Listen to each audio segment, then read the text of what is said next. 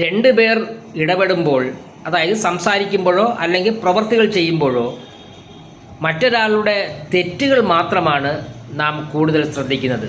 അതായത് ന്യൂനോക്തി എന്ന് പറയും. അതായത് ചെറിയ തെറ്റായ പോലും അതായിരിക്കും നമ്മുടെ മൈൻഡിൽ ആദ്യം വരുന്നത്. ഇത് പലവിധ പ്രശ്നങ്ങളും ഉണ്ടാക്കാറുണ്ട് മനുഷ്യർ തമ്മിലേ. ഇപ്പം നമ്മുടെ ജീവിത പങ്കാളി നല്ലൊരു ഭക്ഷണമാണ് നമുക്ക് പാചകം ചെയ്ത് തന്നു എന്നിരിക്കട്ടെ, നമ്മൾ അതിലെ ഏതെങ്കിലും ഒരു ചെറിയ തെറ്റ് കണ്ടുപിടിച്ച് അതിൽ നമ്മൾ കുറ്റം പറയാറുണ്ട്. അതുപോലെ തന്നെ മക്കൾ 99% മാർക്ക് വാങ്ങിച്ചാലും അതിൽ 1% മാർക്ക് എവിടെ പോയി എന്നുള്ളതായിരിക്കും ആദ്യം വരുന്നത്. പിന്നെ നാം ചിന്തിക്കുമ്പോൾ അങ്ങനെ പറയാൻ പാടില്ല എന്ന് കരുതും. ഇത് മനഃപൂർവ്വമല്ല, ജന്തു സഹജമായ ഒരു സ്വഭാവമാണ്. മനുഷ്യൻ്റെ പരിണാമഘട്ടത്തിൽ ഈ ജന്തു സഹജമായ സ്വഭാവം കൂടി മനുഷ്യരിൽ കടന്നു വന്നു. അതായത് തെറ്റുകൾ മാത്രം കണ്ടെത്തുക, അതിന് കാരണം അതിജീവനമാണ്. ഇപ്പം ജന്തുക്കൾ എനിക്കെതിരെ വരുന്ന എന്തെങ്കിലും സംഭവമാണോ എന്ന് ഉള്ളതിൻ്റെ ഭാഗമായിട്ടാണ് ഈ തെറ്റുകൾ ആദ്യമായി മനസ്സിലാക്കുന്നത്.